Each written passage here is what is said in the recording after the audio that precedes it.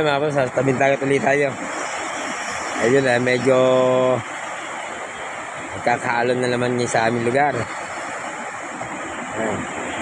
At medyo nagkakahangin. Ito sigurado medyo malakas na laot to. Ito meron pa sa itong ginagawa nito. Ito may tao sa laot ay ito nag-snorkeling. Ayun. Nasubok siya.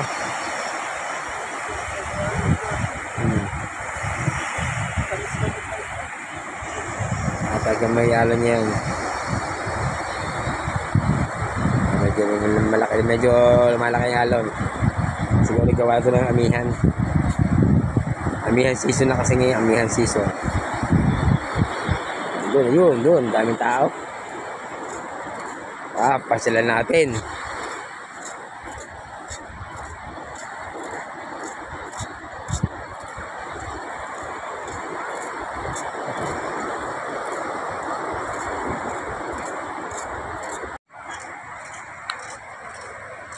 Yan, ito madaming naliligo.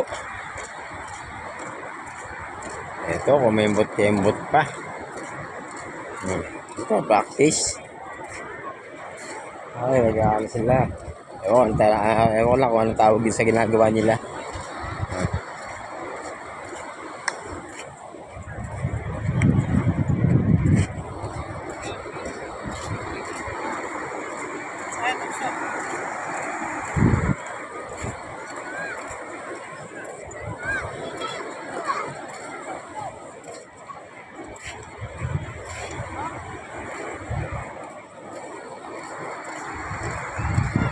May nakita ko ulit isang vendor yung kahapon. Pwede yung kahapon naglalako. Joel Perez. Yan. Yun. Talangin natin kung anong balita sa pagtitinda. Joel Perez, balita. Ha? Inabot ako ng araw. Wala ko binimano. Ilang araw na paninda mo?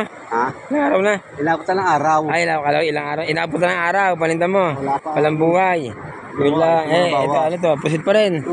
My goodness. Ang bawa. Talagang kakatakot pa talaga magtinda. Ito si, bagay pa si Don Nano. Si Don Nano.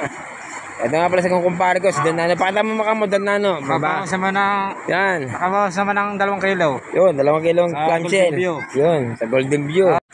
Ayun mga botots, talagang pumasyal pa sila ako sa tabing dagat. Talagang, ito yung mga nililig nito, hindi bisita to. Mga taga Nasibulan, taga amin. Taga kabilang kalye lang to mga to. Ayan. Pero may bisita man, yun, nandun. Nakahiinan laang.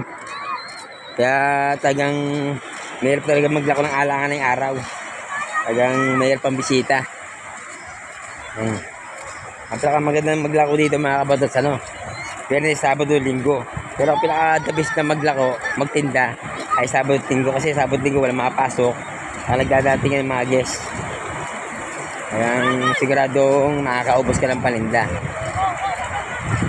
Kasi namumuhon lang din naman kami. Kami bumibili sa mga nalaot ng isda. Tapos dito namin tinitinda sa mga beach, sa mga resort. Kaya yung dalawang kasama na yung nakita natin kanina, mga kasamahan ko yun. Sabi nga kanina wala pro silang bawas. Kaya kakawa kasi talagang gusto nila magtindi. Ang problema yung guest. Kaya yung climb naman nila okay lang nyo kahit hindi makabenta sila ng ilang araw. Ayun naman na hindi basta-basta namamatay. Ang buhay ng climb ay 4 na araw. Wag lang yayiluhan at wag lang lalagay sa mainit na katulad dito mainit. Wala lang siya lalagay sa mainit.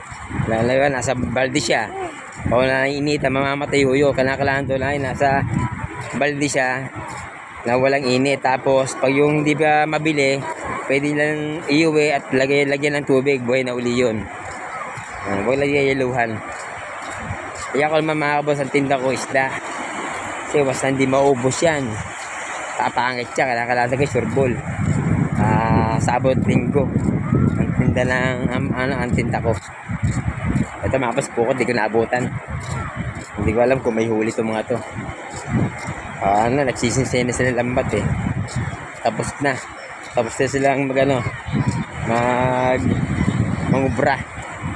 Pinapatas sa bangka.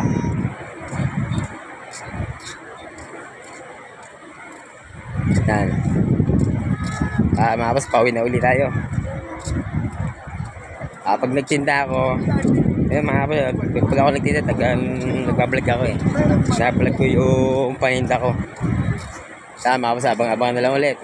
Shoutout nga pala dyan kay, sa mga Team Kuroda at saka Team One Love. Shoutout sa inyo lahat dyan. God bless. Ayan, ganito na po. Babayu!